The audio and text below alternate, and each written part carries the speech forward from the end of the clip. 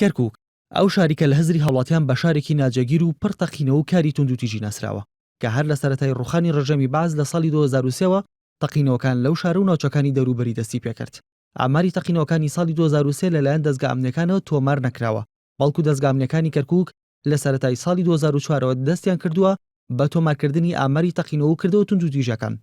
لە 1 کانونی دووەمی 2004 تا وەکو 31 کانونی یەکەمی 2010 واتە لە ماوەی 6 ساڵدا ئاماری تەقینەوەکانی کەرکووک بەم جۆرە بووە: 283 ئۆتۆمبیل و 3354 بۆمبی چێندرا و تەقینەتەوە و 3922 گول لە هاون و کاتیۆشا کەوتونەتەوە.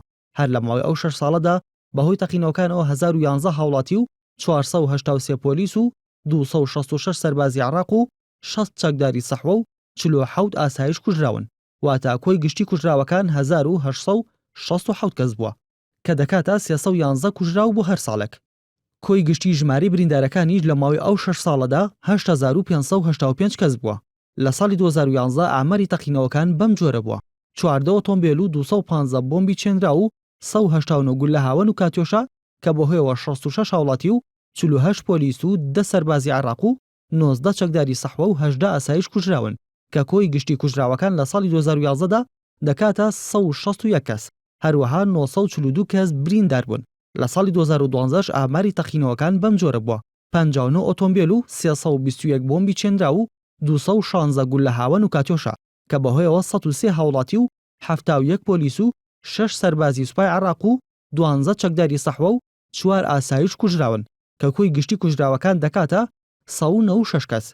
هەروەها 970 کەس بریندار بوون.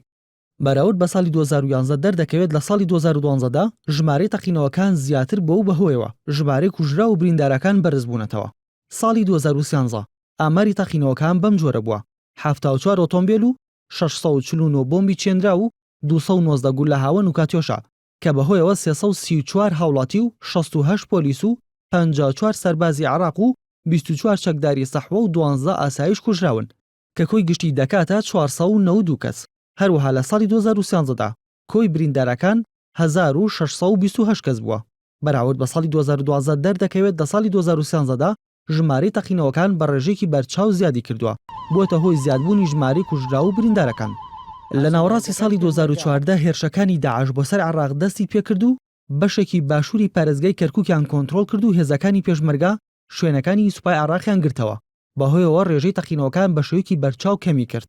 ئاماری تەقینەوەکان لە ساڵی 2014دا بەم جۆرە بووە: 30 ئۆتۆمبیل و 540 بۆمبی چێندرا و 129 گول لە هاون و کاتیۆشا کە بەهۆیەوە 180 هاوڵاتی و 49 پۆلیس و 48 سەربازی عێراق و 13 چەکداری سەحوە و 12 ئاسایش کوژراون کە کۆی گشتی کوژراوەکان دەکاتە 302 کەس.